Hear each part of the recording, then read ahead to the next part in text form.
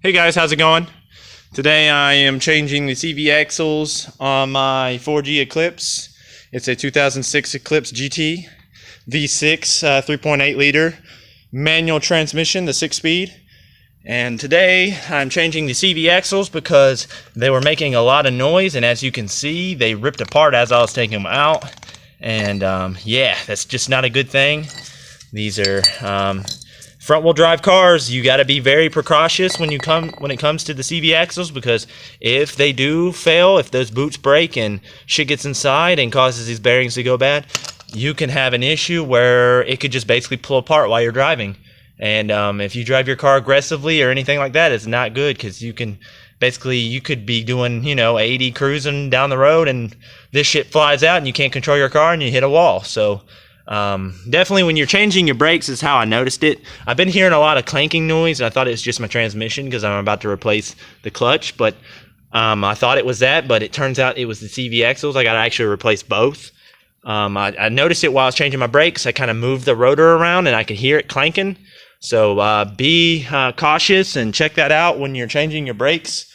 To change it, it's not all that hard. You will have to remove like the speed sensor from your brake. This is 12 millimeter, two 24 millimeters on top of the strut that holds your basically holds this all together, holds this up. I didn't have to take anything else. I just kind of left everything the way it just kind of let me. I didn't have to remove anything else. You might want to remove the lower control arm and your tie rod if you want, but the other bolt that you needed to remove, which is basically on the end of the CV axle, is a 34 millimeter, and I used just an electric power tool to pop that loose. If you don't have that, you're going to have to use a pretty big breaker bar because they are on there pretty good. But that's about it. I did have to get underneath the car, the passenger side. To get to the passenger side, in order to take this one out, you kind of have to use a long flathead and a hammer and come here through the back, right here near this exhaust manifold, and take your flathead or your pry bar and hold it at an angle against the exhaust and basically beat on the back of the CV axle with the hammer. Basically hit the hammer on the flathead and push into the CV axle and just keep at it, and it'll take a little bit, especially if it's never been replaced. Mine took about 30 minutes to get it off. It just took persistent. If you got a heavier hammer, it will help you a lot. You definitely need to use a pretty heavy hammer, that way you can add more force behind it. But yeah, it just flew right off. Easy install. It basically just pops right on. So yeah, I'm gonna follow up in a second after I install and take off the driver's side, so stay tuned. Alrighty, I got everything bolted up, everything fastened up. I got the CV axle back in. This is what it should look like onto the half shaft. This is the passenger side, and going through the hub, I got the new bolt on, new cotter pin in, everything's nice and tight. Speed sensor's back in.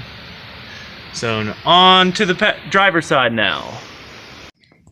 Alright, so I finished the driver's side. The driver's side was not nearly as bad as the passenger side, so I didn't really record anything on how to take it out. It's the same principle, 34 millimeter bolt up front, pop this one out. You pop your two 24 millimeter bolts off of here to allow this hub to come down. You're going to want to take this bracket off, take this 12 millimeter bolt out of the bracket, and if you're going to probably also need to, I took out the bracket for the speed sensor, and you can remove the speed sensor. It's a 12 millimeter bolt as well. But basically this side, the driver's side, is the CV axle that goes into the transmission, so you won't be able to put something on the back of it and beat it off. But what you will need to do is take a flathead, something like this, with a good size to it, good width, and put it between the transmission and that. It's gold. You can't really tell in the video, but it's kind of like a gold lip on here, and you're just gonna pry. And it should push right off there. It shouldn't take much to come off. just sit there and kind of wiggle at it and use different spots. If you have to, take it out of gear and spin it and use your flathead to pry on it until it pops loose. But here's what it looks like when it's fully in. As you can see, the gold ring is right up against the transmission. That means it's fully in. You're just going to push it in. Don't force it in. It should slide right in.